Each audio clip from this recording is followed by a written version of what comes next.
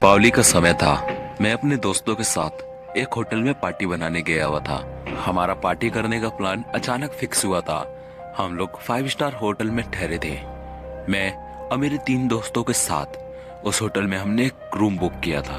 Room में आने के बाद हमने ड्रेस चेंज किया और उस 5 स्टार होटल के बार में चले गए। होटल के बार में मैं पहली बार गया था। मैंने वहां पर ये देखा कि लोग खा रहे थे, डांस कर रहे थे और डीजे भी बज रहा था। काफी अच्छा लग रहा था सबको देख के और रंग बिरंगी लाइटें भी जल रही थी। इन सबको देख के मैंने भी डांस करना शुरू कर दिया। मेरा दोस्त जाकर हम सभी के लिए ड्रिंक लेके आता है। लेट नाइट हमने बार में बिताया और रात के ठीक 12 बजे हम लोग अपने अपने रूम में चले गए क्योंकि बार का बंद होने का समय आ चुका था। मेरे दोस्त कुछ ज्यादा ही पी लिए थे। वो चलने की हालत में भी नहीं थे। उनको जैसे तैसे करके उनको मैं उनके कमरे तक पहुंचा देता हूँ। ज्यादा रात हो रही थी, अब हम सबको सोना भी था। मैं जाके अपने बेड पे सो जाता हूँ। सोते सोते आधी रात में मेरी अचानक से नींद खुल जाती है एक भयानक सपना देखकर। वो सपने में मैंने ये देखा कि मैं कार से कहीं पे जा रहा हूँ और मुझे बहुत जोर से वॉशरूम आई है। मैं एक घर के सामने अपनी कार पार्क कर देता हूँ। वहां पर मैं उनका वॉशरूम यूज करने चले जाता हूँ। मैंने ये देखा कि मेरे वॉशरूम के अंदर एक खतरनाक शकल की दिखने वाली चुड़ैल मेरा इंतजार कर रही है। बाद में मैंने अपने आप को ये समझाया कि मैंने कुछ ज्यादा आज पी ली है, इसके कारण मुझे आज आलतू फालतू सपने दिखाई दे रहे हैं। फिर मैं सो गया। अगली सुबह जब मेरी आंख खुलती है तब मैं नीचे होटल के नीचे जाता हूँ। वहां पर मैं अपने लिए और अपने दोस्तों के लिए ब्रेकफास्ट ऑर्डर करने जाता हूँ। तभी मेरे फ्रेंड का कॉल आता है। मेरे फ्रेंड ये बोलते हैं कि हमारे कुछ और फ्रेंड्स आ रहे हैं, क्या तुम उन्हें कार से पिक कर सकते हो? मैं ऊपर से चाबी गिरा रहा हूँ, तुम कैच कर लेना। मैं होटल के बाहर निकला, उन्होंने चाबी गिराई, मैंने कैच कर लिया। मैं कार स्टार्ट किया और चला गया। सफर 4 घंटे का था। मैंने कुछ नहीं खाया, मैंने सुबह का नाश्ता भी नहीं किया। खाली पेट मैं कार से उस सफर पे निकल गया। पेट्रोल पंप पे मैंने अपनी कार पार्क करी और वहां पर एक ढाबा था। ढाबा में मैंने अपना नाश्ता पानी किया। फिर वहां से मैंने अपना सफर कंटिन्यू किया। चलते चलते शाम हो गई। धीरे धीरे अंधेरा होने लगा। मुझे जोर से वॉशरूम आया। मैंने वही बात पे ध्यान दिया जैसे मेरे साथ सपने पे हुआ था। मैं जल्दी जल्दी और फास्ट ड्राइविंग कर रहा था। मुझे दूर दूर तक कोई ढाबा, मॉल या फिर कुछ भी नहीं दिखाई दे रहा था।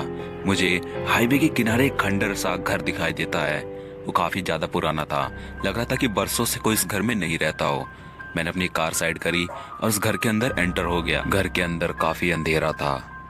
मकड़ी के जाले दिखाई दे रहे थे। मैं जैसे तैसे करके वॉशरूम के पास पहुंचता हूँ।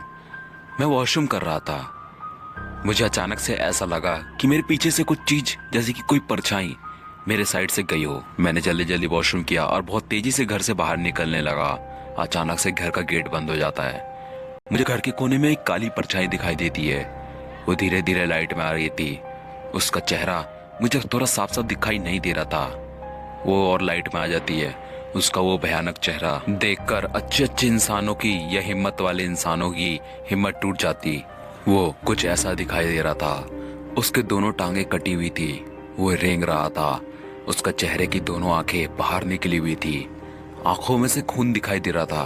उसका दिमाग, कहा जाए तो सर, आधा कटा हुआ था। ऐसा दिखाई दे रहा था सर के अंदर दिमाग जो मुझे साफ साफ दिखाई दे रहा था। उसका दांत बाहर की तरफ निकली हुई थी। वो अजीब तरीके से चल रहा था। मेरे पास आ रहा था जैसे कि मुझे मारने के लिए। उसके एक हाथ में तलवार था। उसने उस तलवार से मेरे हाथ पर हमला किया। मेरा हाथ बीच में आने के कारण मेरा थोड़ा सा हाथ कट गया। मैंने हिम्मत करी, उस घर का दरवाजा तोड़ा और अपनी कार की तरफ भागा। मैं कार में बैठ के बहुत फास्ट ड्राइव कर रहा था। मेरे हाथ से कुछ ज्यादा खून निकल रहा था। मुझे दर्द भी हो रहा था। मैं बहुत तेजी से कार चला रहा था। तभी मैंने अपने कार के पीछे, मुझे ऐसा लगा कि मेरे कार के पीछे कोई बैठा हो। मैंने बैक मिरर में देखा, वही इंसान जो मुझे उस घर में दिखाई दिया था वो मेरे कार की बैक सीट पे बैठा हुआ है। मेरा कार से कंट्रोल खो गया। मेरी टक्कर एक बड़े से ट्रक से हो गई। मैं वहाँ पे बेहोश हो गया। 1 घंटे बाद जब मेरी आंख खुलती है तब मैं ये देखता हूँ कि एम्बुलेंस मुझे उठा के ले जा रही है। मेरे कार को टॉय वैन सीधा कर रही है। कार पलटी हुई थी।